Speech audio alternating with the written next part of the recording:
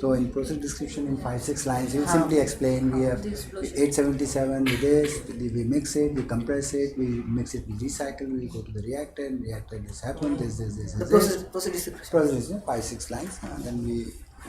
So that Piping, and also we can draw some instrumentation, whatever you think. All over there. You have still not thought about heat integration. You have been provided with the information that this is an exothermic reaction. What it means, the temperature here will increase. You have to provide jacket, and in jacket you have to either provide cooling duty via cooling water, or have provided steam condition. You can generate steam. We saw heat integration. If you have heat available at high temperature, you can generate steam out of it. For that, here is cooling duty. Yeah, cooling duty. Yes. For that, if you are you're introducing the chilling water. Chilling water. If you want to do with cooling water, fine. But then the question will be asked why you are killing this energy with cooling water. You can generate steam and then sell it, right? So that's fine. Sir, it will possible to, if you remove the steam from there, it will decrease the temperature of there. That's the idea. You don't want to decrease. You don't want to decrease the temperature, but if you don't remove the energy, what will happen? Temperature will go up. So you will remove as much heat so that your temperature is not going down, but also not going up.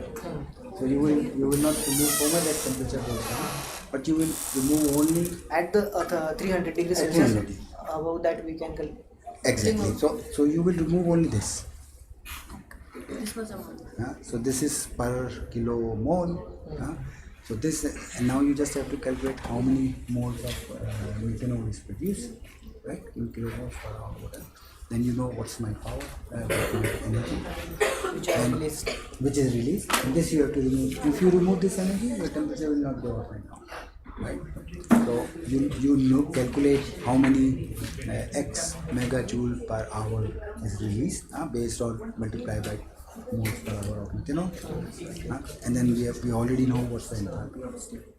If you divide by enthalpy of steam, you already know what is the amount of this one.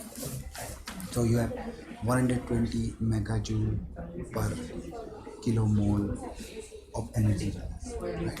Now we have to calculate how many.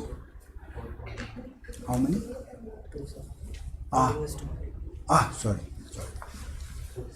Look, nobody noticed. Stoichiometry. So 1000 tons per day methanol is produced. We calculate how many kilogram, tons to kilogram, right? Divided by 24 kg per hour.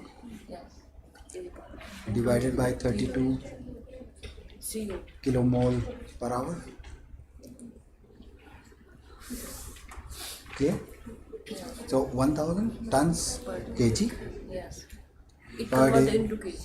Yeah. Why you are taking 24? So tons. This is kg. Day is 24. It is converted. And it was then it's kg per hour. But then And divided by 32 and kilomole per hour. Right. So let's see how much it is. 41, 34 or 35, and this is 4312, 4416, 137, 1370. So you will calculate it. Okay, 1370 kilomole per hour. Right. So how much is my energy release? 128 megajoule per kilomole, right? Times 1370 kilomole per hour, megajoule per hour. Right. Now how much is this? So 1.69, 1.7, you will calculate later. So 1.7 times 10 to the power 2135, right? Megajoule per hour, and we do 13600 per second. per second, right? So it will be megawatt. It's 2. You will calculate it. So you can do it. 2. So that gives you energy. And if you divide with this enthalpy of energy, steam, you will calculate how much steam you are producing. 10 to the power 6 kilojoule per day 50 बारपर्यंत compress करायचं आणि already 5000 kg पर ton पर बारचं दिलं आहे एकासाठी एवढं आहे तर multiply by 10 to the power 6 6 into 50 2.5 into 10 to the power 11 kilojoule per day बॅटमध्ये 24 hours into 3600 2430 ते किलोवॅटमध्ये येतं 2430 किलोवॅटमध्ये येतं सिमिलर जसं कम्प्रेशन पॉवर आले तसंच pumping power 10 to the power 6 multiplied by 50 multiplied by pumping power दिली 100 kilojoule per ton per day. Pumping power 100 kg per ton. So 100 multiplied and त्याचा answer 50 into 10 to the power 8 त्याला किलोवॅटमध्ये गेलं तर multiplied by 24 3600 multiply करून घ्यायचे तर 46296 ही cooling duty आहे कूलिंग ड्यूटी कुलिंग ड्युटीमध्ये कसं आहे number of moles multiply by production per day production per नाही हीट रिव्हॉल्व पर मोल आहे एका मोलसाठी it was equal to 128 megajoule when 1 mole of CH3OH was generated, heat release was 128 megajoule per kilomole. Total number of kilomoles 31,250 किलोमोलमध्ये ना मग मेगाजूल्सचा megajoules per kilomole. So it will be 31250 into 120 and kilomole per day into megajoule per kilomole. Cancel. Answer will be 40 मेगाजूलमध्ये होतं 3 hours 40.296 kilowatt megajoule per day divided by 24 into 3600 46296 kilowatt. Goes in there also, because end of the day reduction of iron, that's the basic chemistry, that's let's say area of us ours chemical engineers, right? Semiconductor manufacturing, chemical vapor deposition. So chemical engineering, just wanted to show a few examples. Once again remind chemical engineering is almost everywhere. Combustion science, critical for success, all solar machines, fuel, hydrogen.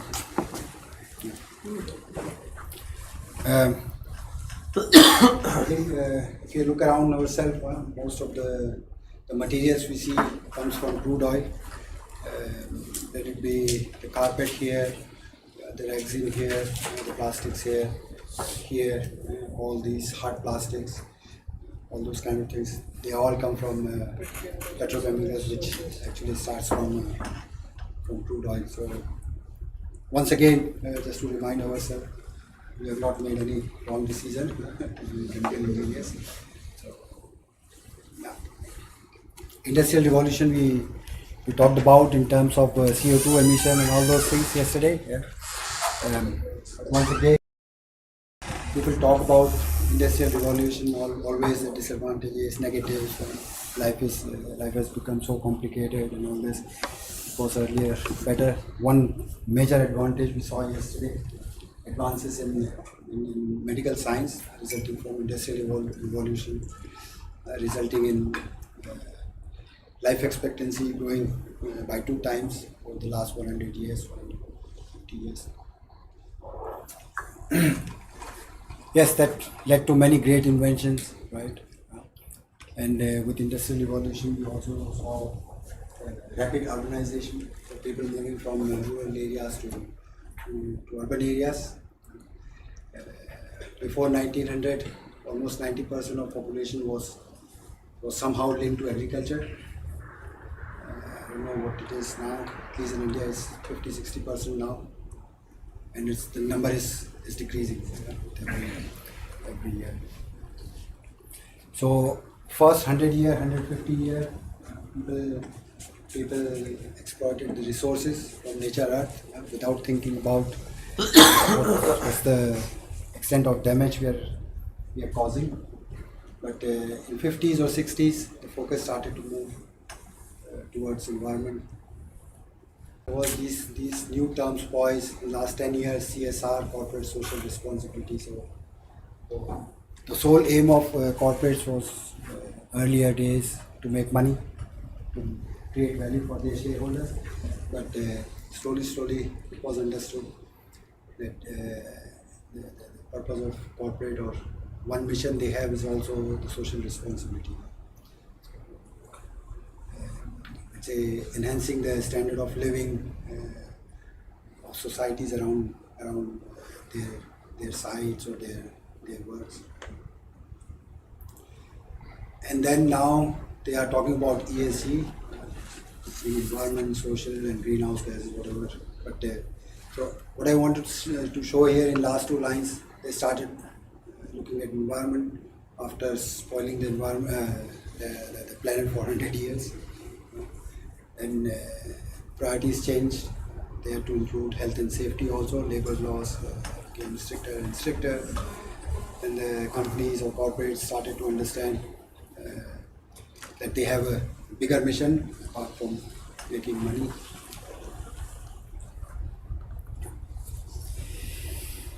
I think this slide, or at least the figures we have seen in earlier presentations as well, how we go from a conceptual stage to industrial scale, right?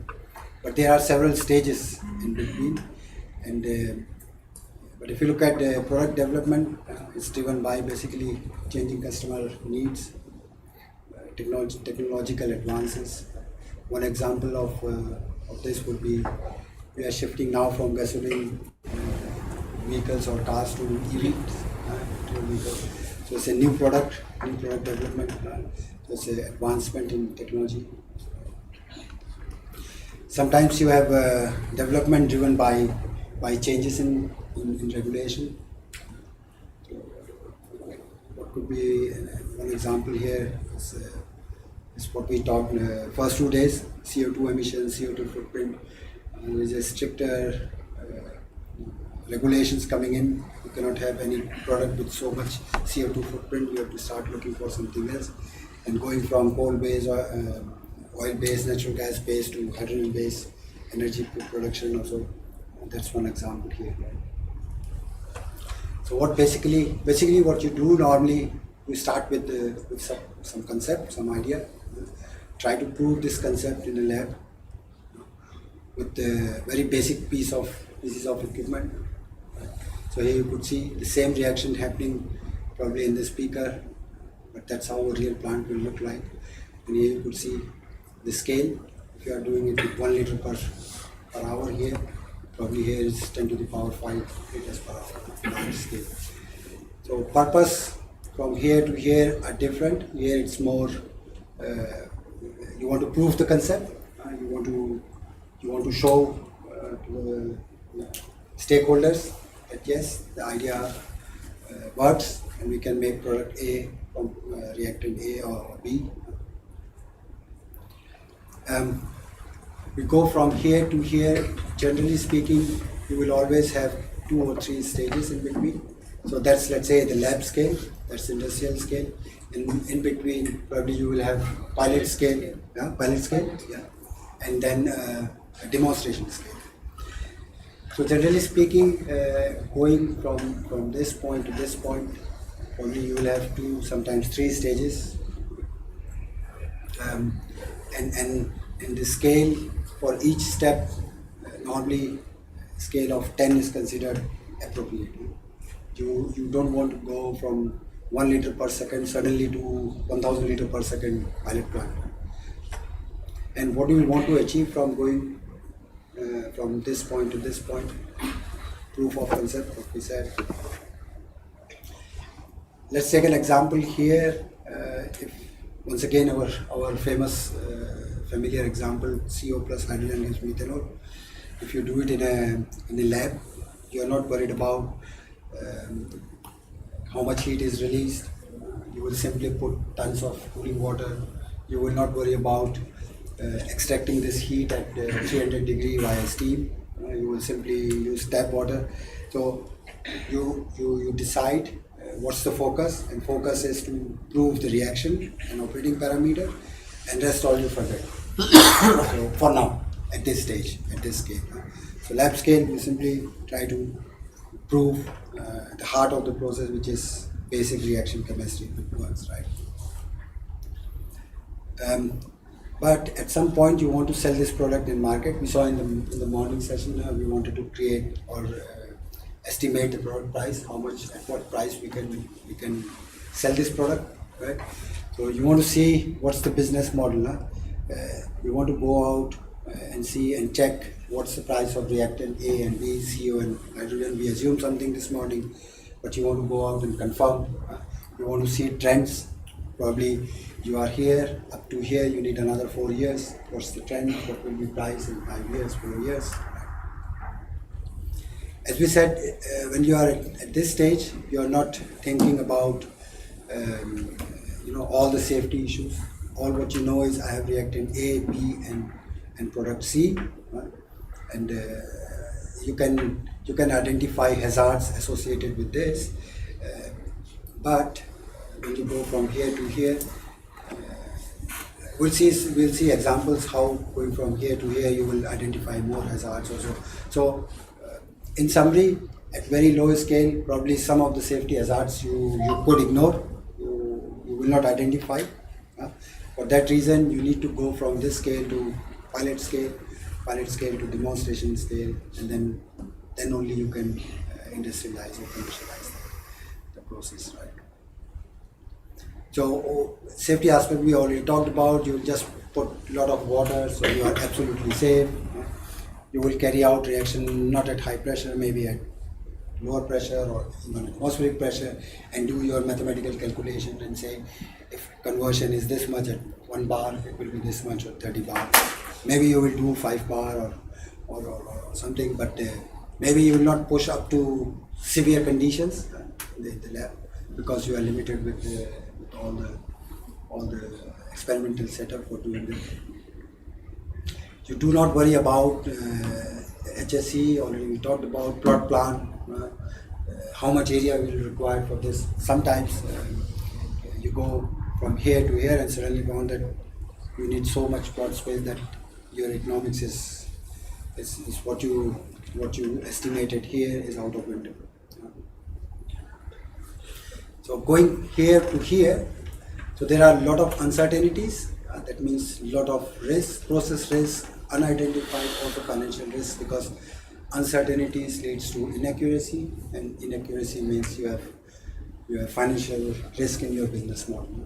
So sole purpose of going from here to here is close the gaps on HSE points, all the safety aspects, all those things, and slowly manage your risk. So I think this example you have seen more than any other example in the last 5 days. Once again, carbon monoxide, hydrogen gives to methanol. Some specific numbers in the exercise this morning also we said, okay, volume of reactor required, we specify in terms of space velocity or specific volume requirement, catalyst volume, which is nothing but reactor volume. So we know we can have 5,000 normal-meter cube per hour flow rate for every meter cube of catalyst. Right? And we said we want to put a jacket outside, right, to extract heat. Right? So there is a heat flux, and we say, for an example, 133 kilowatt per meter square, we can remove heat. That's the heat extraction rate or heat flux we can have, right? Let's remember these two numbers. And now assume we were in lab at 1 tons per day, and we want to design a plant for 1,000 tons per day. So if we apply this number, space velocity, or the volume of reactor, we want to calculate from this number, and I use these two, we end up, that's the volume of reactor, right? And heat release from this reaction is somewhere this much. Similarly, before looking these 4 numbers, let's see if we have an industrial plant with 1,000 tons per day, that will be the volume of reactor, and that's the amount of heat released. Right? Now, from this volume of reactor, if I assume some L by D, right, I can calculate what's my area of the vessel, right? So you could see my area of the vessel area of the vessel for 1 ton per day is 0.347, right? And for this volume, my area of the vessel is 14.7, right? But now comes the problem. We assume flux of 133 kilowatt per meter square. That means area of the vessel required for this one is 0.347, so all fine. At low scale, that's okay. But in industrial scale, we need an area of 147. But our area of vessel is only 14.7. So those are the issues you probably couldn't see when you are in the lab scale. In the lab scale, small volume will give you, that's a how should I say, a mathematics, simple mathematics. Lower the volume, higher will be the area to volume ratio. Right? You can do pi by 4 d square L and pi d L. So you could see lower the volume, higher is the area to volume ratio. So if you are at the lab scale, you have a lot of area, surface area for permitted volume. But that's not the case if you go back big, right? So how do you solve this problem? Now we need this much area, we have only this area. So sometimes you have to do 2 reactors. So probably then I have, instead of 14.7 for this capacity, maybe 24.7, 29.4. So that, but what it means, I have to pay more because I have to install 2 reactors instead of 1.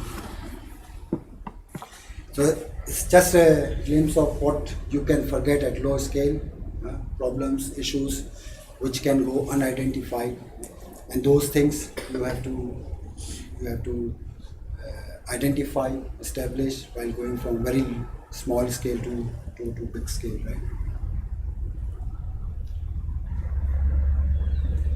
Similar issue with another example. Let's say we already established or calculated that for 1 ton per day capacity, that's the volume of reactor, 1000 tons per day, 19.5. Now this volume corresponds to, we can calculate heat content of, or energy content of your reactor volume, right? So, which is, I calculated for you all, it's 0.03 megajoule, but for this volume, it's 37 megajoule. And if I convert this into TNT equivalent, this is only 0.0089. So you are not worried about if by chance your beaker catches fire, because it's not a lot of energy. If you catch fire, maybe a very small, yeah, that's fine. But imagine you have 8.9 tons of TNT equivalent of So energy. this TNT is a trinitrotoluene or a trinitrotoluene, yeah, explosive. So normally explosive power you specify in terms of TNT equivalent. Yeah, so that's one thing. During lab scale, you don't need to worry about your explosive, flammable, toxic inventory because it's very small. But suddenly when you go to a plant, you have to think about how do I handle all this issue, whatever I need, safety measures, evacuation, whatever. So suddenly your cost goes up and up and up and up. One more example in similar lines. As we said, we just put cooling water out. It's a very small capacity, so very small pump, maybe 300-400 rupees, maybe 1,000 rupees, and we are not worried about what's the pressure drop because it's a very small pump. Electricity bill is maybe a few rupees a day, right? But once you go to a real plant, you have long length of piping, maybe 500 meter, right? You need to limit your velocity to 2 to 3 meter per second or even lower. Why? Because you keep velocity down, with this you keep the pressure drop down, you keep your electricity bill down, right? And those things you are not worried here, because here it's few hundred euros here and there for your whole month, which is not your top priority. Your top priority is to prove the concept, right? But when you go to big industrial scale plant, you have to do optimization everywhere. You cannot put pipe diameters which results into 10 meter per second, otherwise you will need so many pumps, and your electricity bill probably will be more than your feed price. Right? So another example of what you can forget or what you don't see in lab and what you need to consider while designing a real plant. Another example you will most probably you will do in the air conditioned lab, but all the cooling water pipes are under the room, under the atmosphere, exposed to atmosphere, so a lot of heat losses and all those things. So those things you need to consider going from lab scale to. So repetition of what we saw in 3-4 slides, last slides. So initially focus actually it was solely showing the concept, chemistry, take the process condition. That's what we do during the lab. Actually, as the scale is small, you don't do any value engineering. Means once you design your plant and then you do a value engineering, somebody else will come in and see, okay, maybe this reactor can be a little smaller, or you can work with 2 pumps instead of 3. You can make diameter a little bit smaller, save something. So kind of third eye view where somebody come and say, okay, there is a chance to save maybe 2%, 3%, whatever, some optimization, right? But that is absolutely not a priority here in lab scale, because you will spend 2-3 days doing this exercise, and all what you will save is maybe 1 beaker, which costs you 50 rupees, 100 rupees. So priority is once again only on showing the proof or the concept, right? No focus on budget, cost, all those things. When you are in lab, you are free to put as many instruments as possible, right? You want to for an example, reactor. In reality, you will only measure pressure at one point, temperature at one point. Maybe in lab you are privileged or you are blessed to have more pressure or temperature measurement points.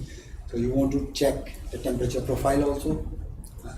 So in lab you can do more instrumentation also, but in field probably not. Otherwise, the factor, you remember we had 30% of your let's say if your equipment cost is 100, your instrumentation is somewhere around 30. If you put so much instrumentation, your instrumentation and control valves and all those things, cost will be same as your equipment. So to keep it down, to keep it in acceptable range, you limit your instrumentation and apply only wherever it is absolutely required. You look about the quality. So you will check what's the percentage conversion, what's the quality, are there any side reactions, are there any impurities, are there any byproducts, side products, all those things, but not so much that you will do in the next step, pilot scale also. You will buy CO and hydrogen in the purest possible form, because you are buying only a few liters, 8 kilos, right? So you will not buy the bulk CO or hydrogen what you normally receive from pipelines. So you do not need, and you also do not consider any pre-treatment or feed conditioning if any required. Imagine you bought very high quality CO and hydrogen here to do your experiments, to show the concept, right? You go and build a plant, and suddenly in market, in trucks or pipelines, you receive your carbon monoxide with a lot of impurities. And suddenly you realize these impurities are poisonous for my catalyst in the reactor. So you have to do pre-treatment. So those are few things what you slowly add on, look into detail while going from lab to industrial scale.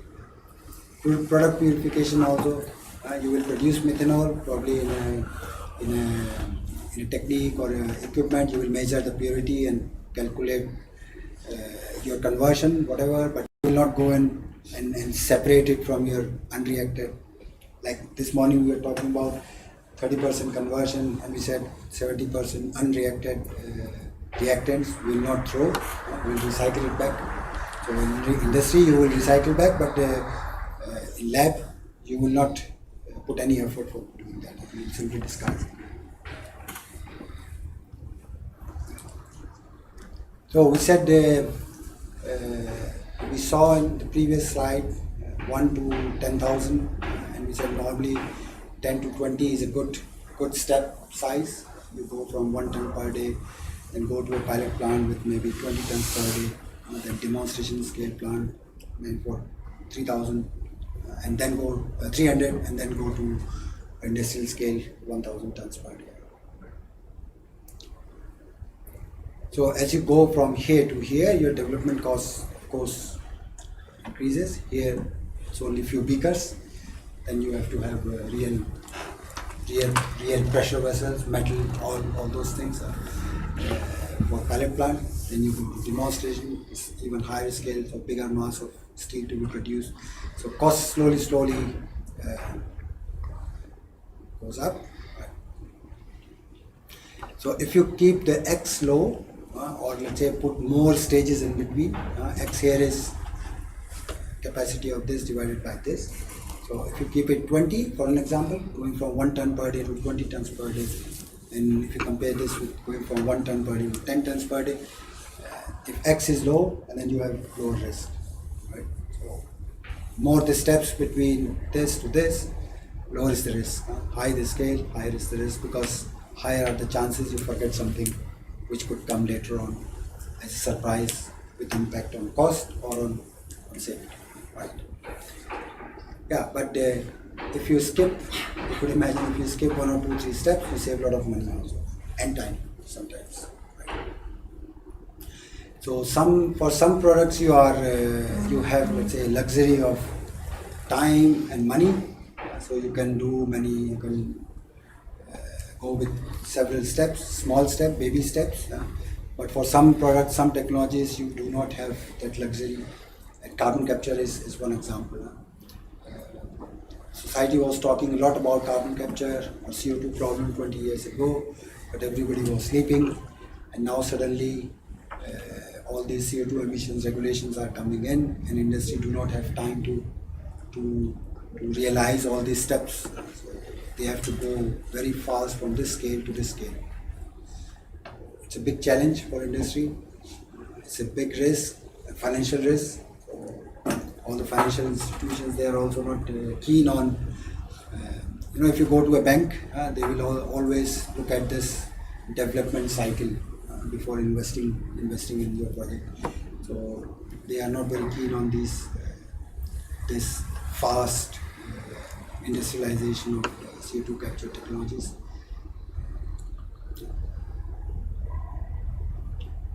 Yeah, once again we talked about this financial part. So more steps, lower insurances, because they have more kind of trust and more they believe probability of success. End of the day, they are financing the project. Financing is easy. More banks or more people, venture capitalists are willing to invest in your project if they see you have gone through all the pain with all these steps. It's increased your public acceptance, so better public acceptance. And sometimes, most of the times, it's up to you what you want to do. More steps, less steps, because end of the day, it's your responsibility to get the financing for project. But if public funding is involved, then it's sometimes absolutely required. So if public banks are financing the project, and then they have a checklist, and in their checklist, some steps are written, and if you don't have skipped one step, you are out of the office. So sometimes it's absolutely required. So we talked about technologies, and this word probably came up, technology readiness level. So here you could see, try to do an analogy between human evolution. That's how we all were looking a couple of millions of years ago, and that's how we evolved.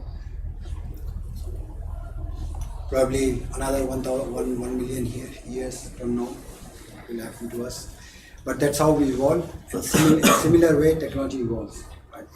So once you have this, you do not have much information apart from this one reaction and maybe how much reactant is required for certain capacity, all those things, how much energy.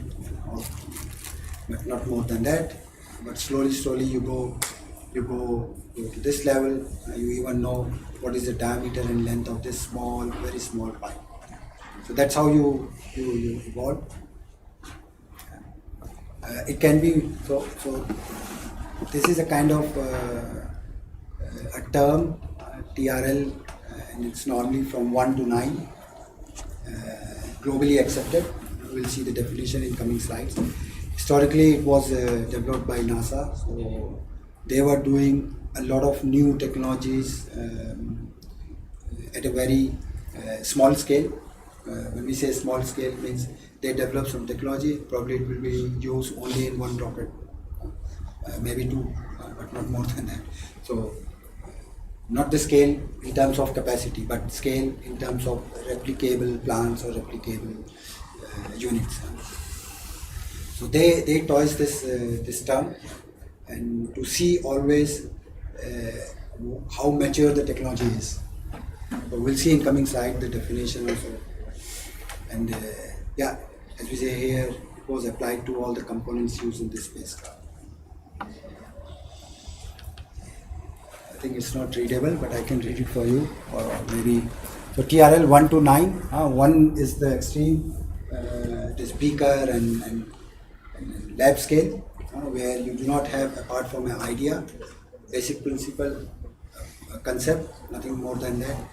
And 9 is like more than one industrial scale plant operated for a certain number of time, maybe days or months or years.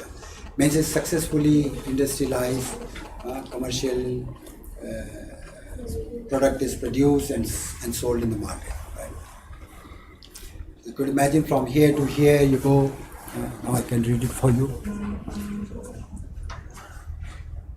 So that's the basic principle. Then you go to the concept 2 or 3. So when we have proven the concept, that it's called TRL 2 or 3. Then it's in lab, demonstration scale. You slowly go from 0.7. Demonstration scale, which is probably not more than 1 to 10. Means if industrial plant will use 1,000 tons per day. A demonstration scale more than 100 tons per day. You are already somewhere around 7 to 8. So basically, here you can also see. So there is no clear distinction. There are many overlaps, but generally speaking, universities and research institutes and public funded bodies, they are more in this area. So they come up with the idea, they come up with the basic beaker or maybe lab scale experimentation, then they go and do the pilot scaling, right? But more often than not, they do not have the corporate money to do investment in demonstration scale, at a huge scale. So, but that is the backbone of all the industrialization here. Everything starts here in lab, then probably a little bit more, continuous process, very small capacity. But just briefly speaking, 1 to 3, 4 universities, R&D lab, all those are involved. But then corporates must come in with their money to bring it from this level to this level. Why it is down at 5? Sorry? Why it is down at 5? Oh, you can go like this only. It's investment. Due to investment. Yes. So initially you need a lot of investment. Slowly, it's more. This graph shows investment and with the maturity. So probably in this area, you don't need much investment to increase the TRL level. So it's more you run your lab, a lot of money. Lab scale to pilot plant is up to 5. Yes. Lab scale to pilot plant is 5. Up to then 5 to 5 to 9 is industrial. So from somewhere here we go and put. So that's why it's a good question, comment that here why the curve is going down, because here you are in your lab scale and pilot scale up to this point. So a lot of investment here, but then you receive a lot of data and then you verify it, do calculations. So not a lot of investment, but your TRL level is increasing because you are proving and looking after all the safety aspects, identifying hazards, all those things.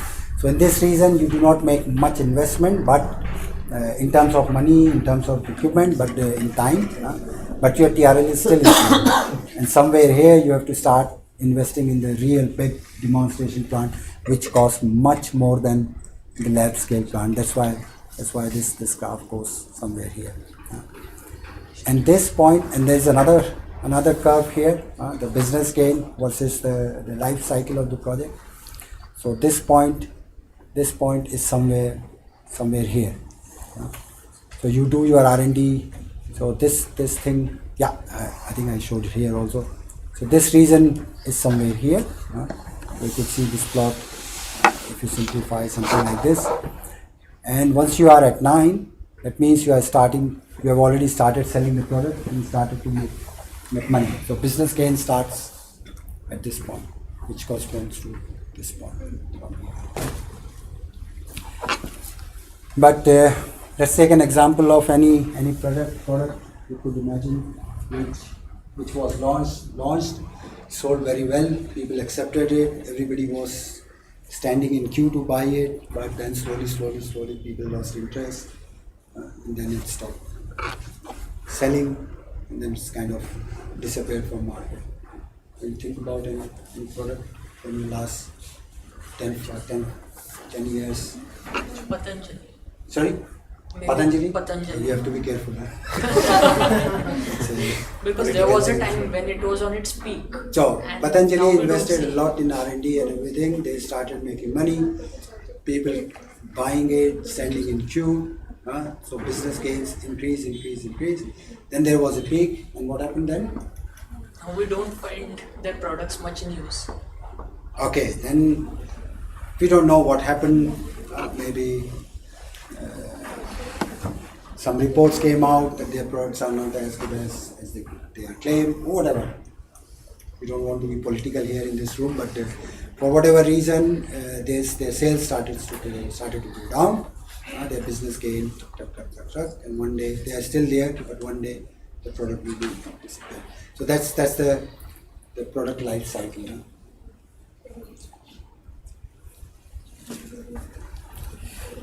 So TRL is one thing for one process step for this reaction, right? But there is another term called integration readiness level, or IRL and SRL. Right? Basically, SRL is more about clubbing several TRLs in one to simplify it a little bit more. So you could see first 3, 4. There is no clear distinction, but first 3, 4 they combine. The interaction between the technologies, and they have different scale. So here the scale was 1 to 9, here 0.1 to 1 to 1. So some terms probably you will see or you will hear in coming years of your professional life. Then there is a term called disruptive technologies, which name implies completely disrupt the market. You cannot imagine once upon a time all the bicycles sold in the market were of this type, right? And somebody thought about the safety issues, right, and came up with this idea, and this completely disrupted the market, and these bikes were disappeared within months or maybe years, and then even today this design is very well still existing and very well accepted, right?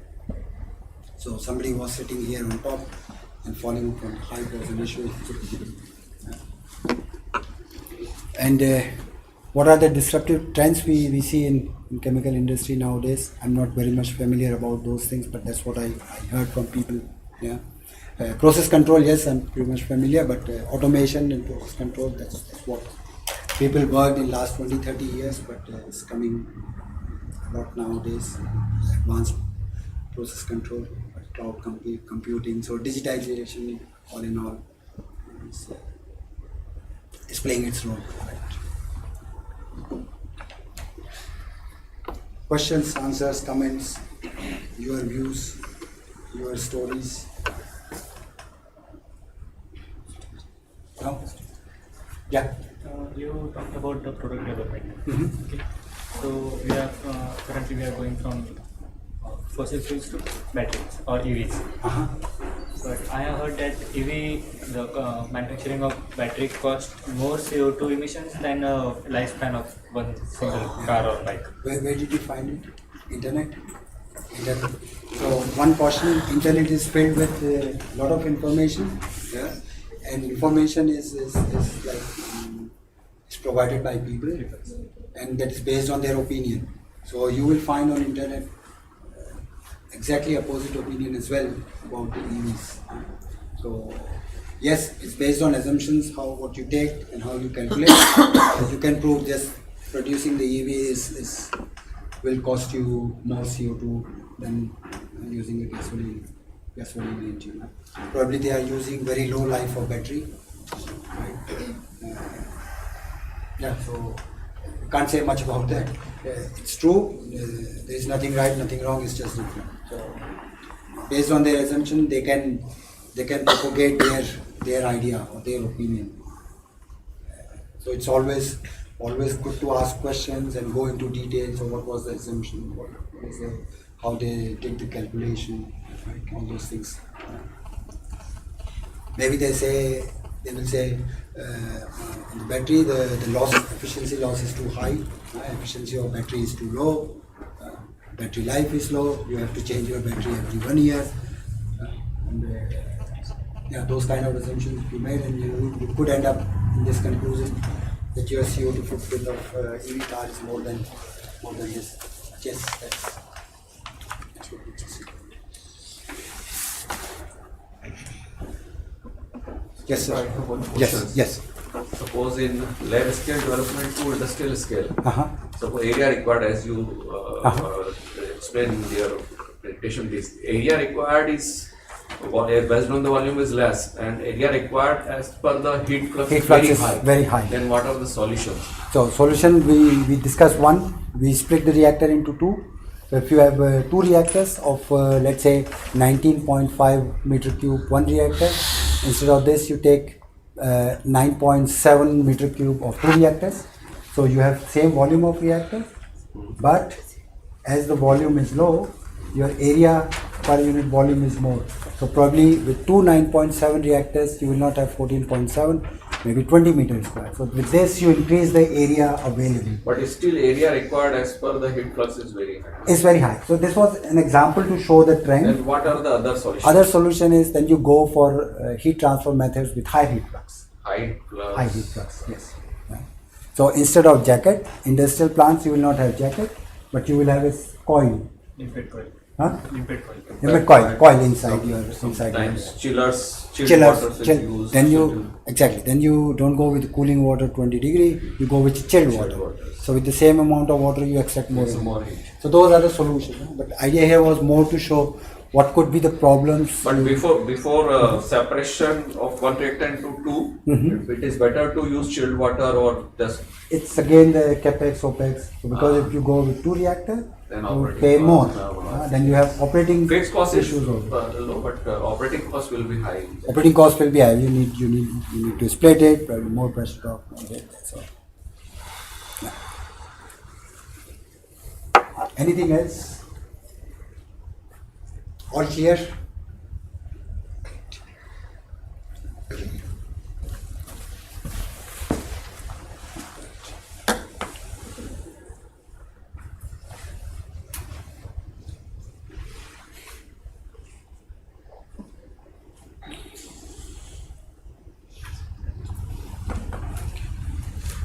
So this one is also similar to what we just saw for the last half an hour.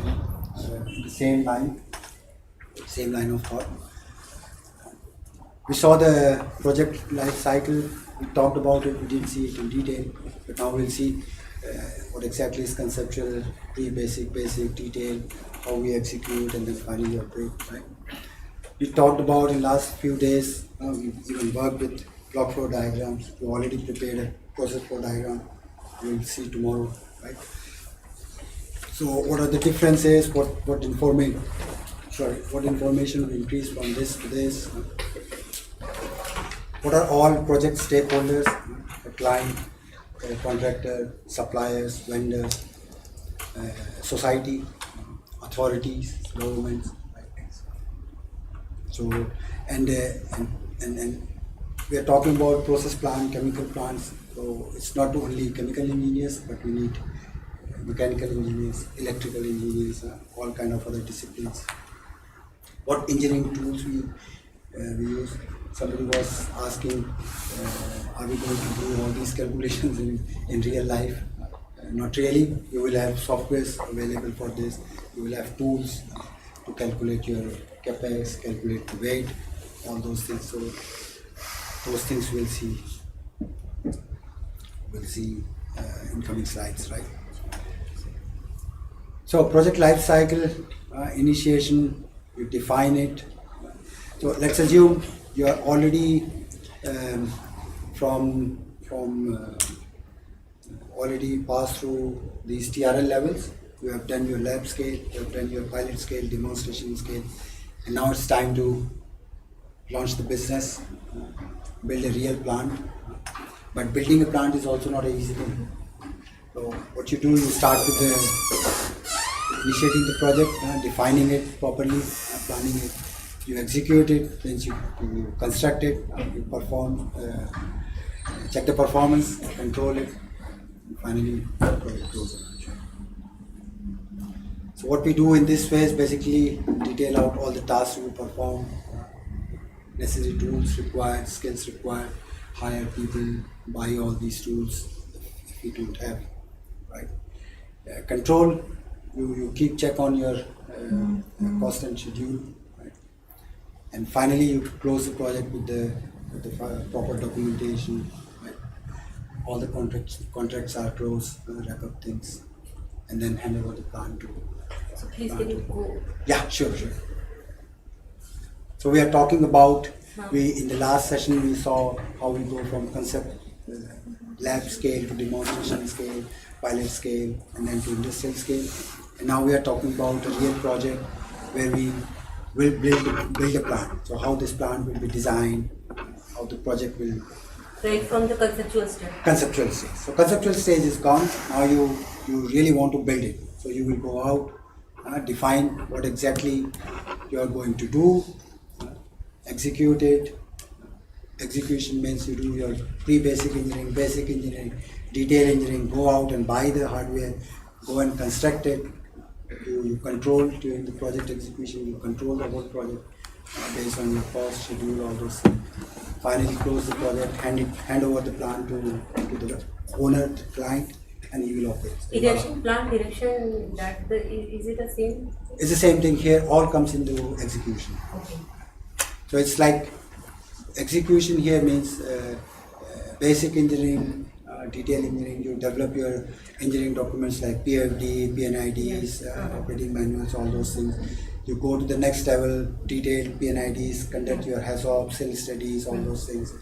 Finally go and place the purchase order, buy all the equipment, all the bulk, piping, instrumentation, control, each and everything what you need. Once everything arrives on site, you start erecting it, do civil work, construct the plant, do the commissioning, hand over the plant to client. And before closing, you do the project closure, with properly closing the contracts, wrapping up things, proper documentation. And then you as a contractor, engineer, you are out, client has its plan, and then everybody is happy. I have seen many local Nagpur industries which I visited. They asked me for the HAZOP studies, and I was surprised. They didn't even have any of the documents. Even not the PFD. PFD they have, but PNID they don't have PNIDs. In explosives, not about solar explosives, but other small explosives. But government has mandated now some. But yeah, there are many such things I have observed. Yes. It happens. Means they are not going through all these steps, right? Exactly, am I correct? Whichever you That's have correct. So there are no standards or there are no obligations for these industries to adopt these standards. This is more company standards also. But I think we had a big session on safety yesterday. There was the slide. Yes. Yeah. Where's the... Yes, they don't have any of these things. Even this simple sheet. So that's what we started, and we emphasize a lot on this. So you need to have all the engineering definition prepared. All the PFDs, PNIDs must be there, and then only you can do a good HAZOP. If these documents are not there, you can't do a good HAZOP. So we talked a lot about HAZOP. We even did an exercise with guide words, parameters, all those things yesterday. Guide words, yeah. studies. Yeah. Ignition probability, right? Sorry? Yeah, ignition probability. Ignition probability, Yeah. probability of failure on demand, target acceptability, all those things we did yesterday. We calculated the SIL level. SIL level, yeah. So for one example, and in 20 minutes there will be exercise. They did? Now there will be exercise in 20 minutes. So we'll give a small example, and they will do a small HAZOP on 2 guide words and 2 parameters. And then 1 hour with They the have to HAZOP. break it into notes I'll give them a small part which is already a note of single note. on single note, and then there will be another exercise or the same exercise once they've done the HAZOP and they have their recommendations. If they have to implement any other safety layer After also, risk level, what is the risk level? so they will go and do the SIL Yeah. study as well on the same exercise. HAZOP metrics. HAZOP and then SIL. Yeah. So they will Risk do in matrix will be there. risk matrix there, but I asked them to do the HAZOP and the SIL they do based on the LOPA method. So not the matrix method. So SIL study they have 2 methods, LOPA method and matrix method, and we will do qualitatively with the LOPA method. Right? Generally we incorporate this risk matrix into HAZOP sheet itself. Yeah. After incorporating what is the risk level now, high, low. So give me a second. So that's what the risk matrix. Yes. So based on probability and Some consequence. companies they have their own risk matrix. That's Can company be 4 standard. by 4, can be 3 by 3, and Yes. some they have their risk level defined on means people, asset basis, or So there are three environment things level. for one for monetary money, one for fatality, and one Exactly. for environment. Yeah, So environmental asset. three level of yes. acceptable risk. Risk. That's what we saw yesterday. Okay. So every company has their own 10 raised to 6, target yes. acceptable risk. Acceptable. Some companies will accept one fatality every 1 million year. Some companies will say we accept. Alat visit. Huh? Alat. Alap, yes. Okay. So a little bit of discussion. We but covered that yesterday. we covered that yesterday, yes. Oh my God. Yes. That is a terrible I will share the slides in any You are case. invited for extra classes. I did definitely like to take have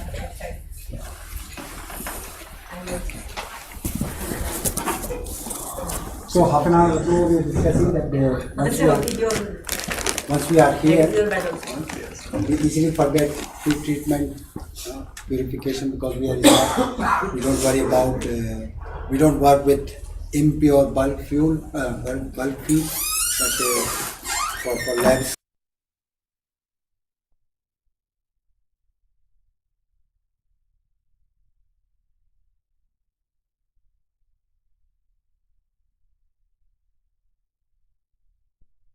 Estimation based on raw material, utilize cost, all those things. So that's what you do here.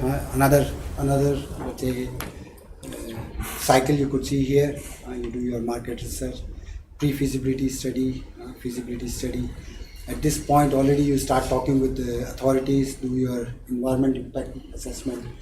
If you build this plant, what will be the impact on environment?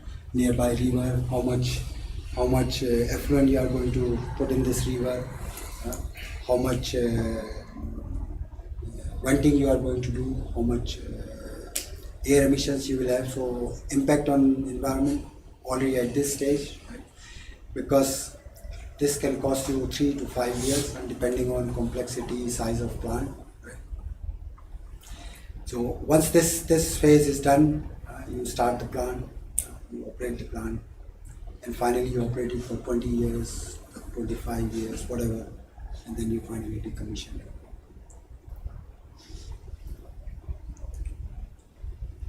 So that's all we kind of covered. So this we also saw in our yesterday's session, how we calculate when we have only one block flow diagram reactor and factored approach, right? So you assume, you know, there will be some pretreatment, there will be some product purification, you assume some costs associated with this. Slowly, when you go from this point to this, you detail out all those things to reduce the uncertainties, right, and to increase the accuracy of your estimation, right. Once you are here, you do share market research, but at this point already, not the contract, but at least you must ensure that raw material is available, because once you are here, you are already starting to put a lot of money or a lot of efforts. So by this time, you must be sure raw materials are available, market is there, concept is frozen, and you can already go for applying for permit with the authorities, which you can only do after EIA, because that's the first thing they will ask. Show us what's the EIA impact on the environment. So once you have reached this stage, already spent maybe 2,000 hours, 3,000 hours on engineering. The management will ask several documents, level of details you have already gone through, looked at, and then only all the big bosses with cigars sitting there making this decision. Once they are convinced that you are sure about what you are talking, they will make the decision. Yes, we will invest in the plant, because till now at this point probably you have spent maybe 3%, 4% of the total cost of project. But that's a gate where they say, okay, we agree with your idea, with your concept, with your planning, and then we go ahead and make the decision. One prerequisite is for investment decision most of the time is the permits are approved. So management never approves a big investment decision or gives a big investment decision, positive decision, until you show that permits are granted. Right? Because once the investment decision has been made, they have made the commitment, it's kind of binding.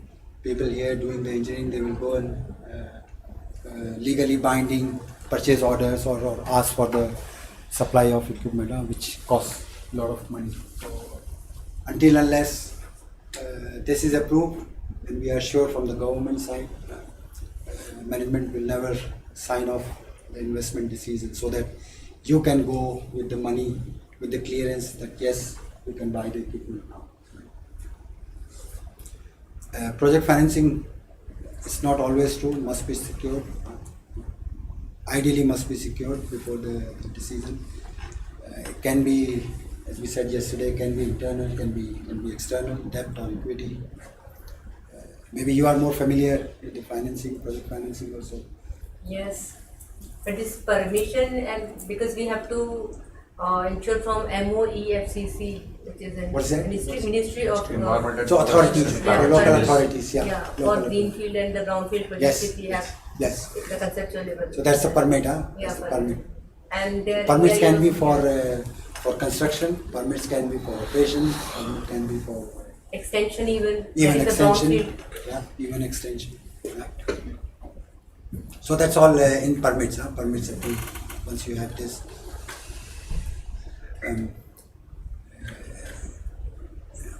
So There is the contractors, subcontractors also. yes, contractors are, and then you have, so not one company will do all the job. You could imagine these all are specific know-hows. So not one company has all the know-how. Probably they have to go to somebody else. That's called subcontractor.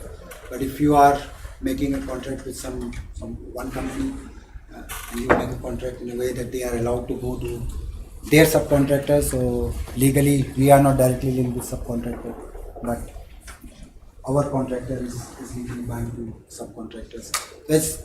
These are more details, contractual legal issues.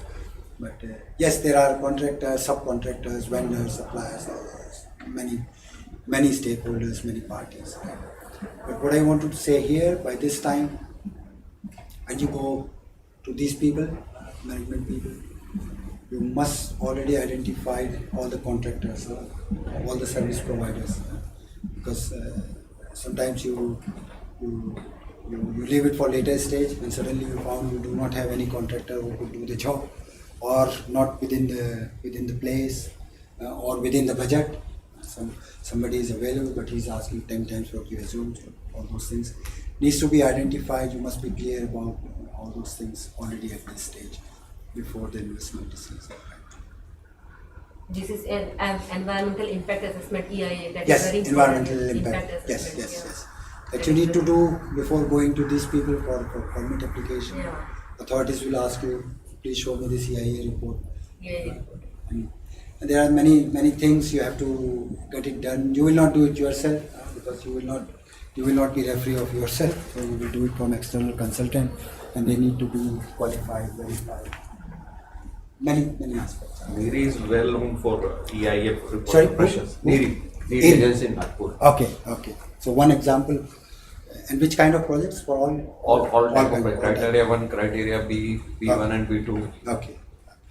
And they subcontract for the safety aspect for another. Because they want 2D studies, 3D studies for consequence analysis for QRA.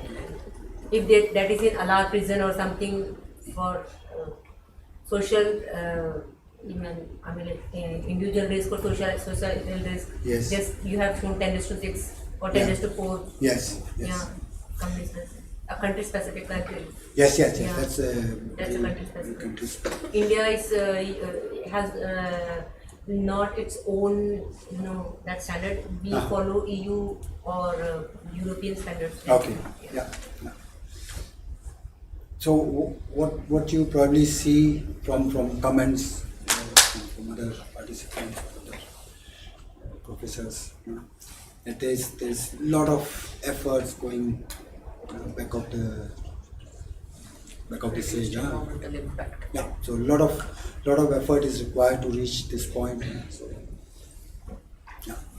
So once we have the investment decision from management and the authorization, really money is released, you have the money in your pocket, you can spend it, you start buying the equipment, plant, hardware, all those things, start the civil work, prepare your site, start the construction, install all the piping and all those things, all the equipment, pre-commission, commission the plant, you clean it up properly, sometimes fill it with nitrogen, leave it, pack it, then there's a special startup procedure depending on what kind of plant, what kind of material, what kind of raw material product we are handling.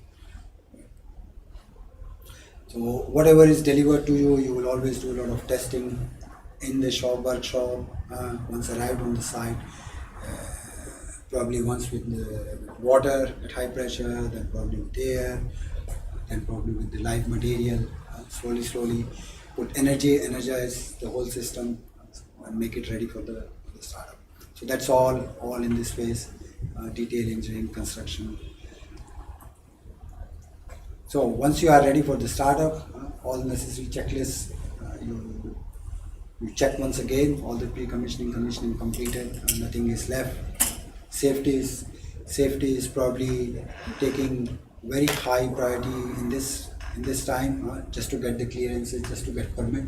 Probably here, still very high priority, but not so much. But once you have the hardware, once you have energized the system, and you have live electricity, you have steam, you have flammable reactants, toxic components, all those things, safety becomes the top priority. Nothing is about safety once you reach this stage, ready for a startup. So you check once again, this is done properly, the earlier stage, you check all your safety system once again, right? All active passive methods are there, right? Required permits in place. So as I said earlier, permit can be for construction. So at this point probably you will not receive permit to operate, but you will receive only permit to construct. You construct it for 2-3 years, then you go to the authorities once again and prove them we constructed the plant as planned or as we submitted our proposal earlier. So they come and they check, and then based on their review, they give you the permit to operate, and then you can start.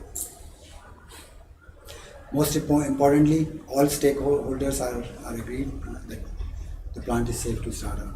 And when we say here all stakeholders, then it can be a small fitter, a small person who was opening the wall, and up to the CTO of the company, CEO of the company.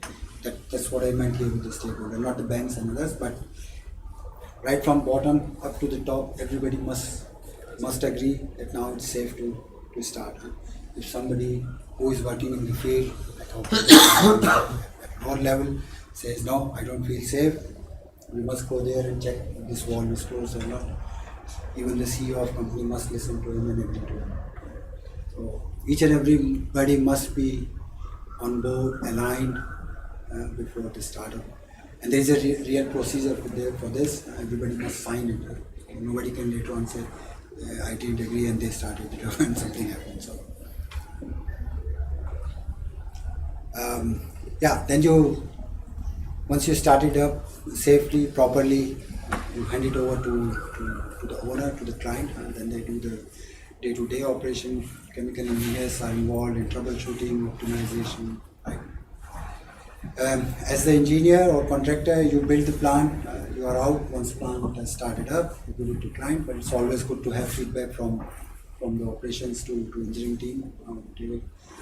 Because they want to have improvement, they want to learn from day-to-day issues.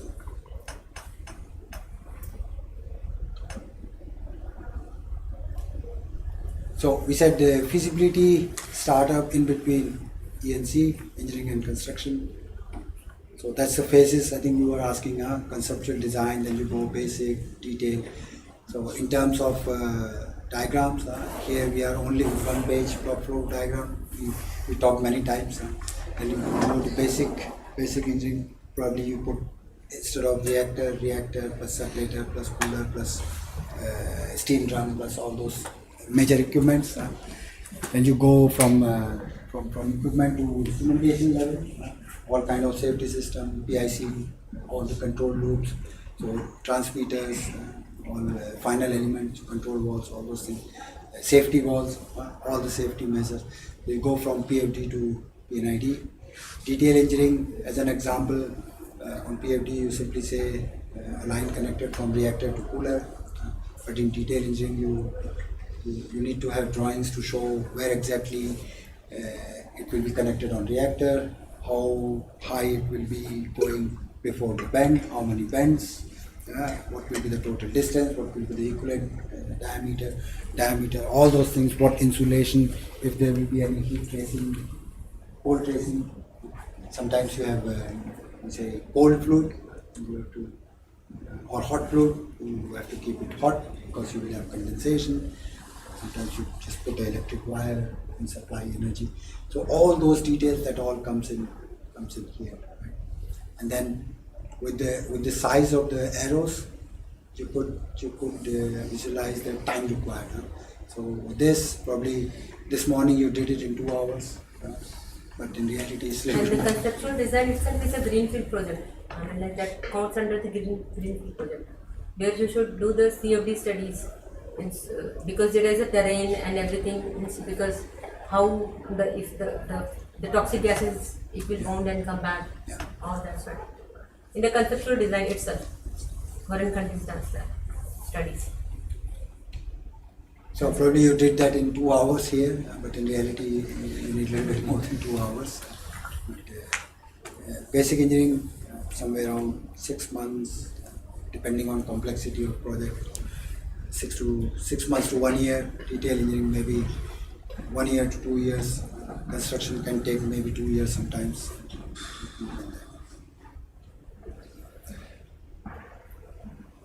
So I think this is repetition of what we said earlier. 3 to 6 months, probably 2 to 3, or maybe a little bit more full-time employees. So in principle, you have a technical solution, you do hazard identification, but you don't do a HAZOP at this stage, because for HAZOP you need all your engineering definition, which is process flow diagram, VNITs, operating manuals. That those things are only available in this time. So very high level cost estimation, we did that yesterday. Just one reactor, put the factors, keep putting factors, you have your capex, right? So very high level, quantify your, and we saw high level estimate means a lot of uncertainties, and uncertainties means accuracy is low, maybe plus minus we'll see plus minus 70%, 100%, whatever. That means your risk is high, financial risk is high. You quantify it properly by saying, I estimated with this factor approach 37 million, but I assume this is plus minus 100% accuracy. So in my calculation, financial calculation, I will assume 74, although I calculated 37. So that's how you manage your financial risk, by properly quantifying it, right? So we already said it's factored approach, main process. That's what we did yesterday. Factor 0.3 for example, pre-treatment like this, right? Yeah. So most of the time it goes in parallel with the permitting, financial applications, right? It's also a key gate, go no go from management. At this stage, probably you come up with for our example, methanol price. We'll see tomorrow how much you calculated. But if you end up with your calculation methanol price of 400 euro per ton, probably management will say, okay, thank you very much. It's not a good idea. Selling price in market is 350. So it's a major gate, major no-go point, right? So here, as we said, a little bit more, 6 months to 1 year, 1 year, a few months, right? 10 to 15 full-time employees, completely dedicated, working on this. So it could be different disciplines. Sometimes it's more active once process engineers have done their calculations. So it's like average 10 to 15 full-time employees from different disciplines. It will definitely end up with a frozen technical solution. That means after spending 15 months or 1.5 years, you're not going to change your technical concept. This is my flow sheet, this is my flow sheet. Small things here and there, fine, but you're not going to say, now I produce methanol not from carbon monoxide or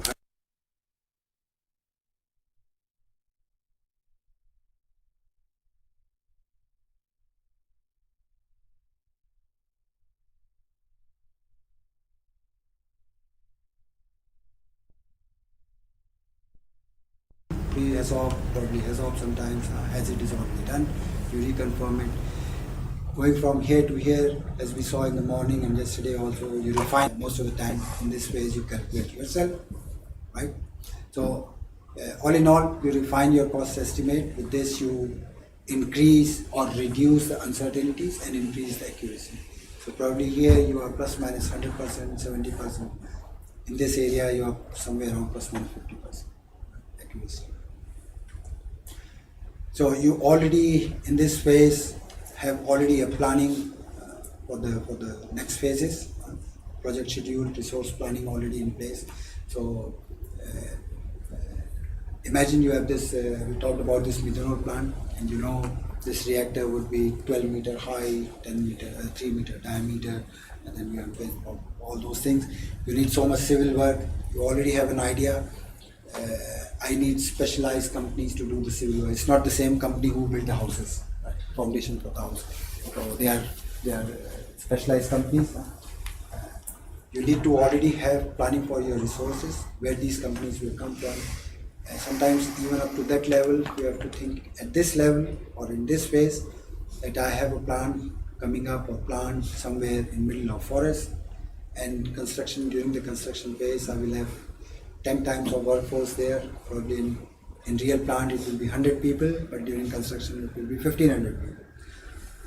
And in middle of the forest, how I will house them.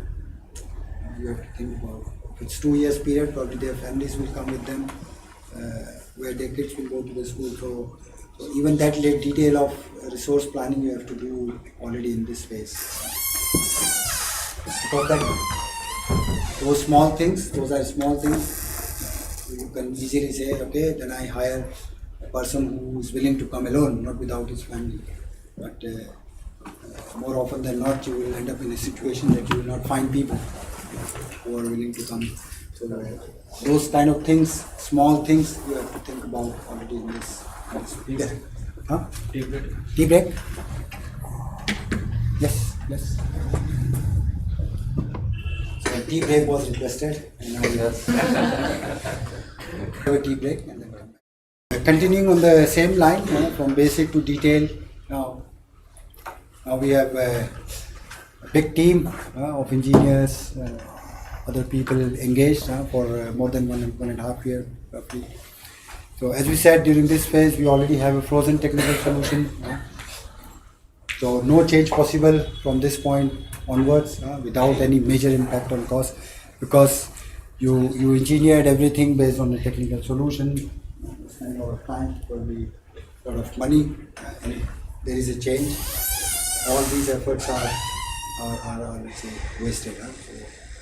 So, any major technical change from this point onwards will cost you, will have a huge impact on your cost and most probably on schedule, which in turn is once again the cost. So as we said, we go from this point to this point. With every step we refine our estimate, we go detailing out our solution, everything, and then with this you, once again I repeat, you remove uncertainties, you increase the accuracy, and also reduce the financial risk. So when you are in this time or this phase, you already need to start training your people for this phase, right? But you have already identified, hired the people who are going to run the plant for next 20 years, most probably, right? So that's the phase where you already engage yourself in these activities. Also start training your future plant staff. You must already start engaging with the local public, local authorities, right? Establish the link between the local authorities. One link we saw yesterday during the safety session, that you need to have a link, established link, maybe a hotline with the local hospitals in case of emergency. They must be immediately informed. There is a catastrophic event happening in our plant. Please expect 50 ambulances coming in. So, and every minute counts. That's why you need to have. So one example of such engagement with local authorities. All this you plan, design, and establish already in this phase. Another one would be police, local police. Policing is also one important aspect. Synchronizing between the local police and your security staff. So all those kind of things. But by this time you already know how many small things we already talked in this 1 hour, 2 hour, which are important to go from this point to this point. And I can assure you, we only talked about 1% of those things. There are ocean of other things you need to consider or take into account. So that's basically all about detail engineering. Construction we already talked about. The biggest phase of the project. Sometimes it takes 2 years, 3 years, and then you have 200, 300. At peak time it could be 1,500.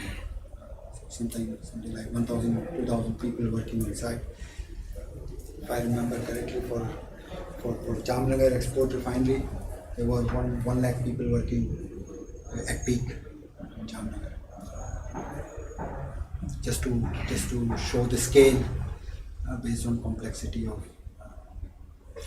So until this time, you planned everything. You work with computers, you work with paper, pen, all those things. And as we said in the morning, or probably yesterday, this is the time where you lock your offices and go out in the field and start with the, how you call that, Howda and Tagari. So real work, you start the real work here. Right? A few minutes ago we said safety becomes the topmost priority because it's no more computers and pens and papers anymore, but big cranes, big earth moving JCBs and all those kind of stuff. You are outside, probably you already have high voltage power lines, I don't know, natural gas, flammable, toxical things, fuel store, diesel fuel, whatever. Means you are moving from very safe environment of air conditioned office to this site or location where you can have several hazards. So focus shifting from quality and content of documentation, bookkeeping for future. So until now you did all your calculations, and you could imagine this, if you, for a typical chemical plant, if you think about the amount of paper, probably you will fill this corner of the room. So a lot of documentation, drawings of each and every nut and bolt. So now once others are busy in construction, you try to make your bookkeeping good for future references also. So the same slide once again, what we do from here to here. Here you just prove the concept. From here to here, you do pilot scale, you do demonstration scale, make your business model sound. With every step you identify and work on your safety aspects. With every step you reduce the uncertainties, you increase the accuracy of your estimation, thereby with every step you are managing your risk, financial risk, to be specific in this case. So once again, in terms of diagram, that's how it looks like in conceptual stage. Just an example, not really it looks like this, but just to give you a feeling. Block flow diagram, and you have process flow diagram with some other equipments. Here you say distillation, but here you show it as a column with number of stages, reboiler, condenser, other equipment. So a little bit detailed, but then so this one is as the name implies here, it's more to explain the concept, and people should not complain, distillation don't look like a box, but it looks like this. So because it's a block flow diagram, it's with the blocks, and you can go with the process flow diagram with the real pictures also. So idea is to go and add on details also. And on this one, most probably you will have all the hardware Just, you are going I want to add just Yeah. if this is the tag number, see. So here's we talk about the blocks, and then we add on the details. And on typical PNID, you have almost each and everything what you will find if you go in the plant. So basically that's the idea, or that's the requirement of PNID. Once you reach the construction stage, that anything you can find in the plant must be on your PNID. That's the diagram. So if you have PNIDs in your hand, probably you can know each and everything about your plant. Right? So it's all about adding on detail, going from this level to this level, and we kept repeating it, we kept seeing it, hearing it. As you add details, your uncertainties goes down in terms of safety, in terms of cost estimation, your accuracy increases. That means your process risk is reduced, but also financial risk is also reduced, right? Hello? Yes, hello. So all what we saw, I taught in last 1 hour, 1.5 hours on these four or five stages of the project. I summarized that in this one slide. So efforts wise, conceptual is mostly in-house. You within your company as a client, you just go and ask appropriate colleagues, 1 or 2, sit down, work for 2-3 days, maybe 2 weeks. So all in all, conceptual work efforts are mostly in-house. Feasibility studies, if you are well staffed, sometimes you do in-house, but also sometimes you hire some external consultant, engineers. Basic and detailed engineering and construction is never in-house. So as we said earlier, it's a specific know-how, specific knowledge, design knowledge required. You probably as client have a lot of operational knowledge, know-how, but not the design know-how. So always you go after this stage to external consultant, contractors, engineering companies to perform these services. Efforts wise, amount of effort very low in terms of percentage of the total project cost.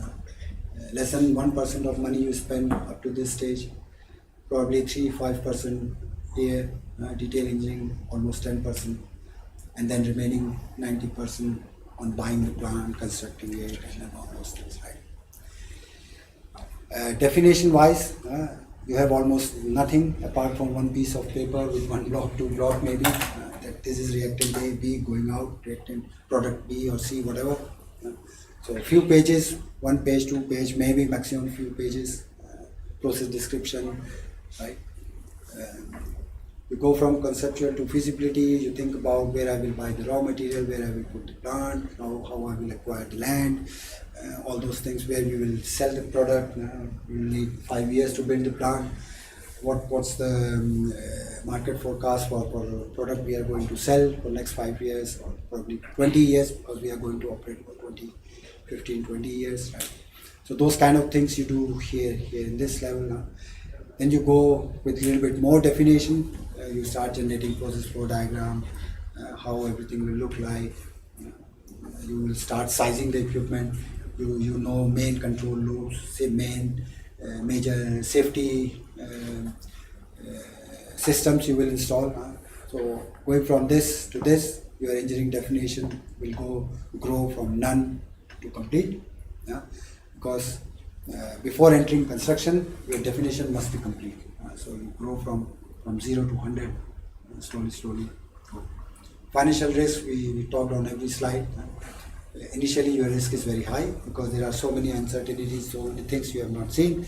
Sometimes some things you have forgotten, some things may come up because of more definition as surprise. So there is high uncertainties, less accuracy, which leads to high financial risk. How you counter it? By properly managing it, by properly taking margins also, right?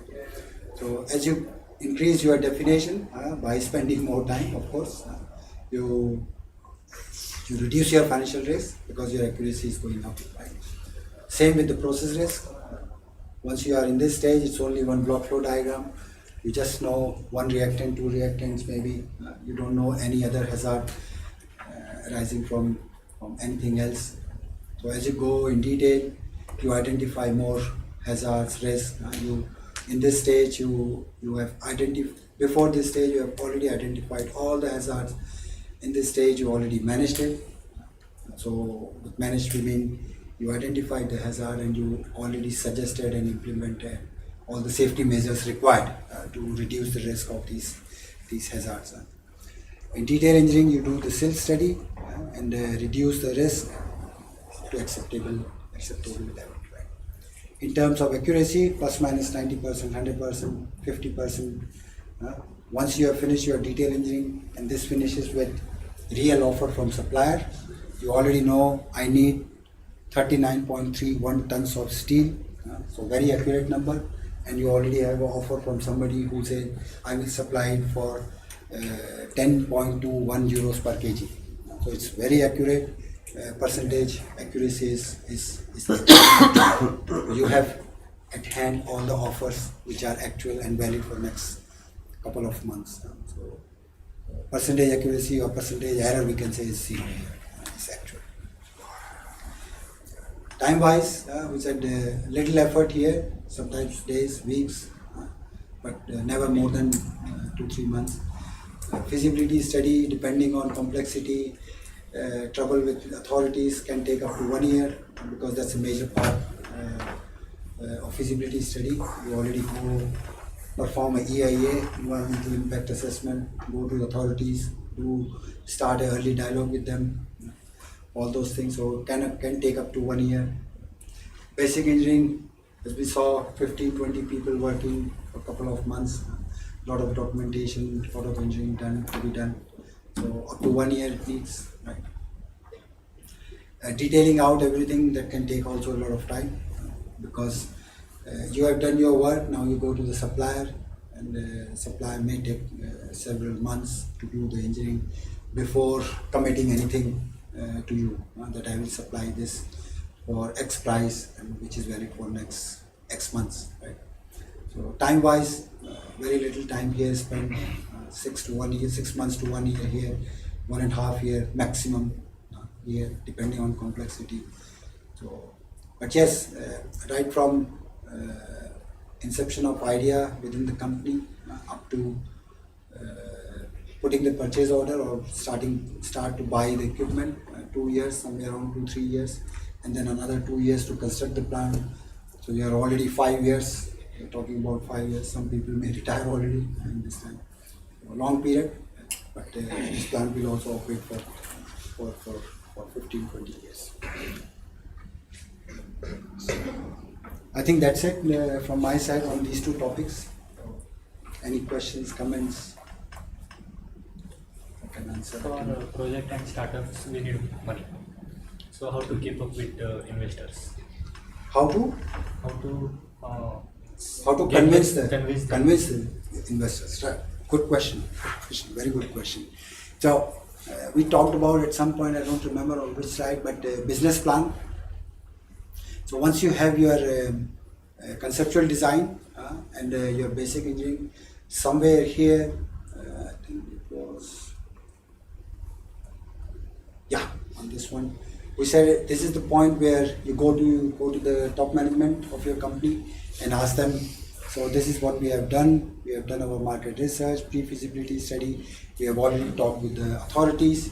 Permits are granted, at least for construction and in principle also for operation. Right? With this, and the investment decision is made by the management. With this, you can go to the bankers, people with big pockets, right? And then you show them your business plan. That's our production cost, that's our price. With this product we are going to sell it. That's our business plan, and that's how we are going to return your money with interest in 10 years, 15 years, whatever time. And then there's a big review process. It's not like a loan for a bike. You go into the room, you spend 5 minutes, you give salary slips of your father, whatever, 3 months salary slip, I don't know how it is here, and you are done. Right? Reviewing of a project review, that can take maybe up to 3 months by bank. They will check each and everything. What was the quality of your engineering work done earlier? How much, let's say, what's your accuracy level? What are the uncertainties? All those things, project risk, all those things they will review. And sometimes banks will not do it by themselves because they know only the numbers. They don't know pressure, temperature. So they will even hire an external company. You will prepare your project report, business plan, everything. You will submit it to bank. Bank will go to a third party, external consultant, and ask them to review the technical details, everything, and give their feedback. Based on this, if they have confidence in your business plan, and if they see that they can grow, their money can grow, they can add value together with you, they agree to support you. That's how. We go to a bank. We talked about this TRL level, technology readiness level. So let's say, for example, if you go to a bank and say, I want to put up a plant for sulfuric acid, and sulfuric acid is an established technology, and such plants you can find almost 100, 200. So bank can finance you, right? But if you go to bank and say, I want to build a plant for liquid hydrogen, maybe, they will simply say, it's not money, this is new technology, maybe you will fail. So the level of trust and probability of success for them, it's low because it's TRL low. It's not as well established. In those cases, venture capitalists, those are the people who will fund such low TRL projects, right? And these venture capitalists, where they get money from? So normally what they do, they are in contact with some rich people. So let's say you have a lot of money, and one venture capitalist approaches you and say, okay, I'm going to manage your wealth, I'll give the money to me. Well, not actually, but virtually, you give the money to me. I being as virtual venture capitalist, I have so many rich people in touch with me, and I manage their wealth. And I say, okay, we are going to invest your money in his project. His project is a new project, but it's very promising, and we have confidence in it. but not the public banks also. So venture capitalists normally fund low TRL, new projects, those kind of things, and banks normally hesitate, because they are more into conventional projects, well established, where their money is safe. Chances of failure is low, probability of success is Talking high. about failure, that not all startups do stand for business means they succeed in their projects. Yes, exactly. Then how they repay their investors? Well, they are default. Default. Yes. No. So from the venture capitalists or the financing side, I must manage my money in a way that, okay, I'm going to put faith into 5 projects, and I already have back of my mind one is going to fail, but from 4 I'm going to have so much return that I can manage one loss in one of the projects. So on the financial side, you take into account all those risks. So investors don't take any actions on the defaulters? Oh, that depends on the local regulations also. So yes, if you are taking, for an example, in simple terms, if you are taking bike loan, you are signing that you are obliged to pay back, right? And if you don't have money to pay, they can come. वो क्या बोलते हैं गिरवी रखा security deposits हो, it can be in anything, so they can come and seize your house and recover the money what they do. You can file bankruptcy once you go to the courts. I think we also in India also have now bankruptcy laws. So you say I started a project, unfortunately I failed, and whatever I had to pay back 100,000. But unfortunately, I am worth only 20,000. So I sold my gold watch, everything what worth money. I sold out and I paid as much as I could. But 80,000 is still remaining, and then court will say, okay, this is now 0. And but for next, like in Europe, for next 7 years, you are not going to allowed to own anything. If in next 7 years you created wealth again, you have to pay back 80,000 remaining. But if you stay without any wealth for next 7 years, that debt is gone. So investors they have to write off this. So very good afternoon to all of you. With the continuation of alignment of this program, Advances in Engineering, Design and Energy Transition. So on that, Dr. Swatantra Kumar Shrivastava nicely explained since last 2-3 days. And on the corollary of that heat minimization, I am trying to provide the information about how to minimize the heat in the flowing system, because it is a very common phenomena, and not only in this subject, it is also in fluid mechanics or also in chemical technology. Fluid is flowing through a pipe. It is a very common phenomena, okay, and it is also in our day-to-day life. We can have lot of examples in which we can observe the fluid which is flowing through a pipe, okay. So let us assume that if the hot fluid which is flowing through a pipe, okay, so in any production, if the fluid which is flowing through a pipe having a hot fluid, okay, so the heat, the chances of heat loss from the pipe is more, okay. So we need to minimize the heat. So how do we minimize the heat? Insulation. Of course, we have to put the layer of insulation over there, and to protect that insulation layer, additional layer we have to put, because if you closely observe on my right hand side, your left hand side, my right hand side, there are a lot of wires, okay, like this. This is the wire, and the insulation thickness, the insulation material thickness is different, right? And if you observe this wire, the layer of insulation means thickness of insulation is different, and through this wire electrical current is also flowing, right? And electrical current is flowing means it carries some heat, okay. So we need to minimize the heat, or sometimes we need to emit the heat. It depends on the different applications. So if we need to more heat transfer, means we need to emit more heat, we need extended surfaces, right? But if we want to minimize the heat, we need to put insulation, okay.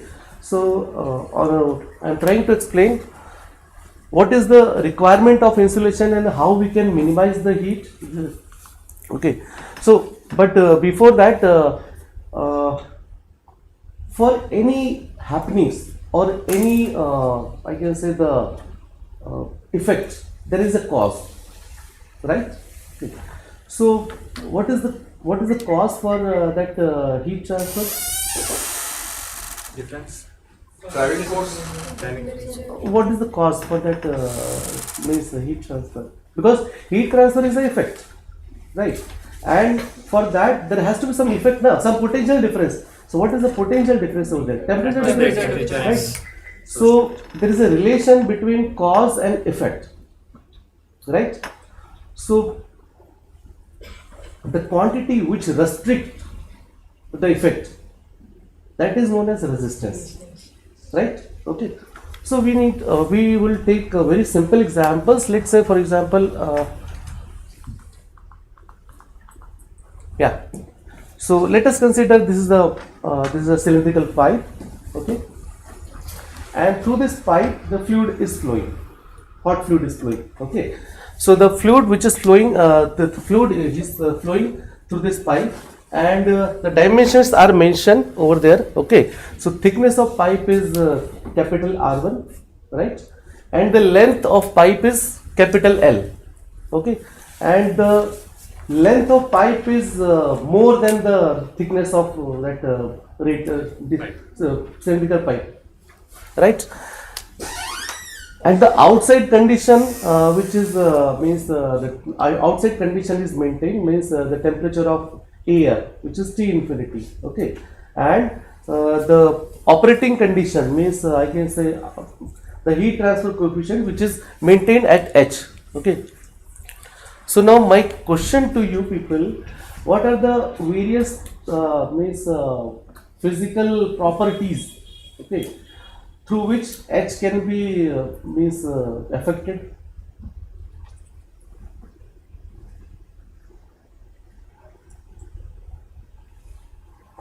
Conductivity. Conductivity, good.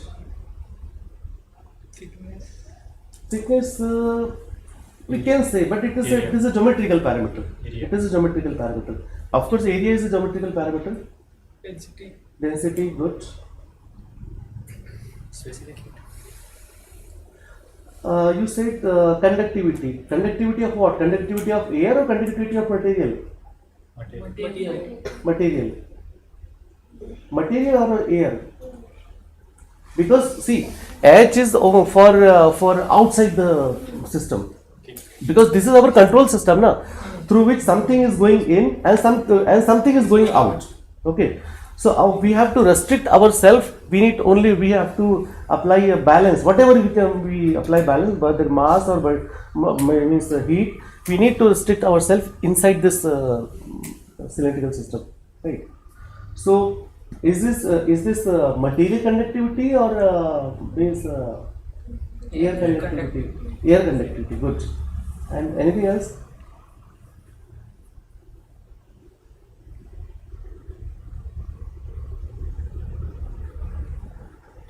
Specific heat, right? And viscosity, density, all these things are important, which can directly affect the H, right?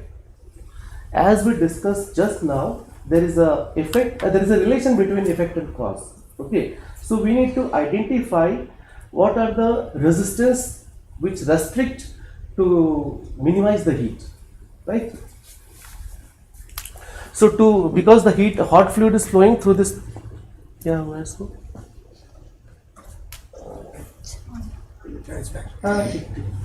The hot fluid which is flowing through this cylindrical pipe, having temperature is T1, alright. So T1 is the temperature which flows towards the surface of the pipe, right? Means the outer surface temperature is maintained at T1. Okay. So what is the amount of heat which is which emits without insulation?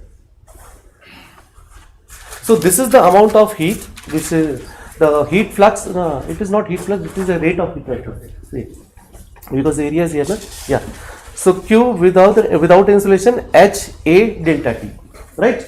So T means delta T means it's a difference between the surface temperature, means cylindrical surface temperature and air temperature, right? And the area, which is HA. This is HA.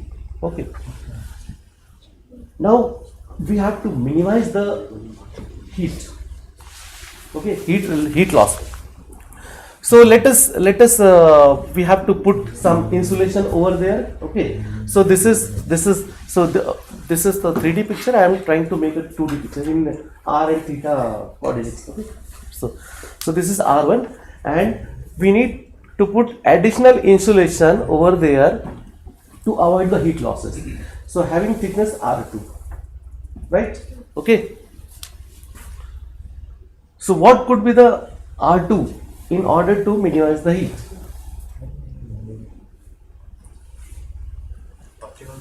Optimum thickness. We need to we need to optimize the thickness. कि कितनी होनी चाहिए, right? Okay. Okay. So from center to from surface to the insulation, means from surface up to the insulation, the heat is flowing through the conduction, right? And from surface of the insulation to up to the air, it is flowing through the convection. So without insulation, this is the amount of heat loss, and with insulation, this is the amount of heat loss, right? In which this is the cause, and because of this cause, this is happening. Rest of the quantity is your I can say resistance, right? So this is the conductive resistance and this is the convective resistance. Clear? Okay. So our objective is to minimize the R2. Sorry, how we can change the radius of insulation or thickness of insulation in such a way that Q has to minimize, right? Means directly affected to R2 means effect of R2 on Q, means dQ upon dR2, right? So we have to minimize, means dQ upon dR2 set to be 0 anyhow, क्योंकि हमको उसको कम करना है effect को, ठीक है? So this is our conductive resistance, first term on the denominator, and second term is convective resistance, right? So if you closely look this mathematical expression, if we increase the R2, means if we increase the R2, so conductive resistance will increase. Why it is so? Because we are putting more and more means thickness, right? So that is why conductive resistance increases. Whereas if we increase the R2, at the same time convective resistance decreases. So there are two countervailing parameters. They oppose each other. In one way, the resistance increases. In another way, surface area is increases. Okay. So how do we? What is the possible value of R2 in such a way that that Q has to minimize? So our objective is to dQ upon dR2 set to be 0. So we have to put we have to minimize the heat losses, right? So first of all, we have to just differentiate all this function. One more thing, see, if you observe, the conductive resistance is increasing, means if we increase the thickness, conductive resistance increases, but it is not possible in a plain wall, right? If we have, let's say for example, suppose this is the plain wall and heat is flowing in the perpendicular direction. This is the cross-sectional area and heat is flowing in this direction. So if we add one more surface area, sorry, cross-sectional area, one more cross-sectional area, it is not affected the direction of heat flow. Whereas in this cylindrical case, if we increase the area, right? So the heat loss is also affected, right? So that is why we have to minimize the heat losses. So we need to differentiate with this one. Okay. So just consider this whole quantity as a x and differentiate. So basically this dP upon dR2, it is not a monotonic function, and if it is not a monotonic function, either it has a maximum value or either it has a minimum value, right? So we need to check what exactly it has a value. Okay, so we need to integrate this one. So just consider this whole as a x, okay, and common value will be taken out. So after integrating, this is the expression. Okay, so at certain stage, no more mathematics, only logics comes into the picture. Now what is the logic? Can R1 be infinite? No. Can R2 be infinite? No. R1 is fixed. R1 is fixed because your control volume, whatever you are chosen, your control volume is geometry is fixed, right? So R1 cannot be changed. R2 cannot be infinity, right? And this T1 cannot be 0. If T1 is 0, the problem is not defined, right? So we have to just look all these possibilities. So T1 cannot be 0. If it is then problem cannot be defined. Okay. R2 cannot be infinity, and even H is not 0 because there is some air flow. There has some conductivity, thermal conductivity of air, right? So means at dq upon dr2, sorry, for this dq upon dr2 is 0, that expression is 1 by kr2 is equal to 1 by hr squared, right? We can just consider this one because all these are parameters which we need to change, because this cannot be changed, this is only changed, this is fixed, k is also fixed, right? So rest of the property we need to evaluate. So the final expression for the thickness, that is k by h. Now what is the meaning of k by h? Means, though it is a mathematical expression, but what is the physical significance of it? Above this thickness, the heat would be controlled, or its length, distance, Mm-hmm. thickness. What is the physical significance of it? We are discussing over here about the insulating material, right? So maximum possible value of insulating material means K, and minimum, what is the minimum value of H in quotient here, or maybe in natural convection? We have to look for that one, and if we put both the values, then we can only get the value of R2. Our Q will be maximum. Okay. So if R2 is greater than R1, means of course it is greater than R1. So d square Q upon dr square.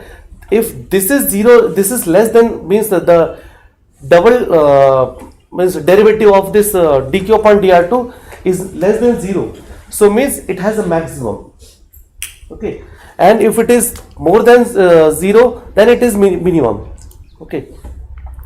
So in case 1, if R2 is less than K by H, so whether we have to put more insulation, the heat losses will be increases.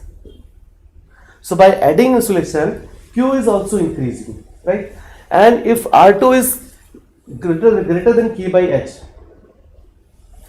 then only the adding insulation Q will be reduced, right? So if we are trying to plot a graph between the distance and the heat losses, we'll see what happens over there. Okay, so basically this is the graph over here, this is the length, right, radius, and this is the means heat losses. Okay, so initially in a bare pipe, without any insulation, without any additional protection, okay, this is the amount of heat which is getting lost, means at R1.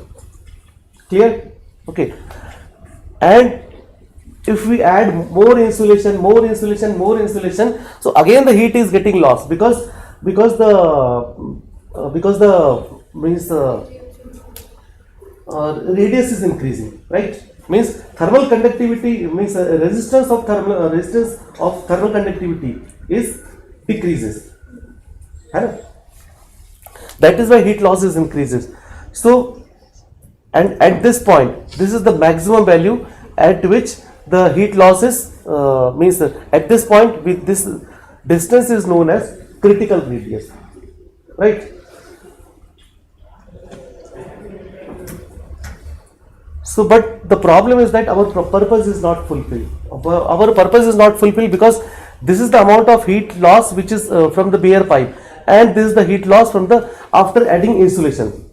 So, if we know this value, this R critical K by H, so that is good enough. So, if most of the design engineer, they are trying to put more value of R2, okay, after critical radius, whatever with the value, that magnitude, this RCR must be more as compared to this R2, okay. So, if we again increase the R, okay, so let's say for example I am adding one more layer of insulation, right, in order to minimize the heat. But the problem is that if I am increasing this R, let's say for example at this point, okay, but the heat loss, the amount of heat loss is much more than the bare pipe, right?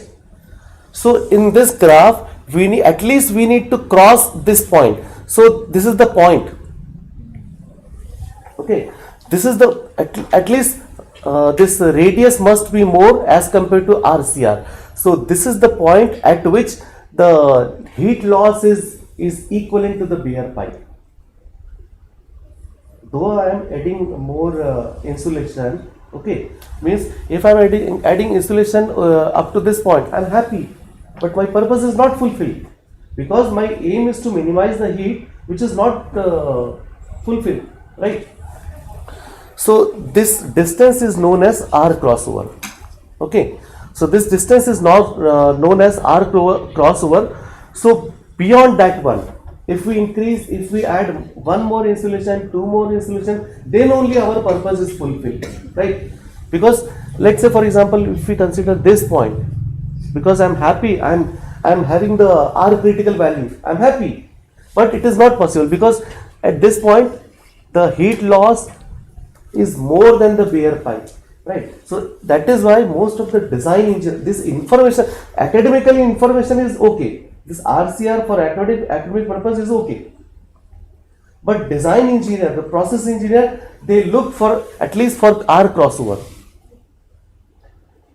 right? Okay, this is I think this is enough for you people. Okay, if any questions or any queries, please just ask me. Does the insulation material degrades over time? It depends on the material. It depends on the material. So what is the possible value of that? What does it say?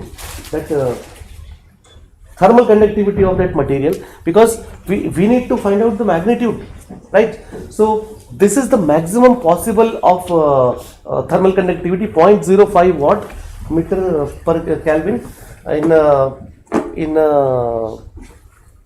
insulating material, okay, and this is the maximum possible value of heat transfer coefficient in the quotient air. So if we calculate this value, so this critical radius means R2 must be 0.01 meter more, okay. So at least the crossover rate means this crossover radius must be more than this one. Clear? And I am 100% sure you will not get this information in any textbook.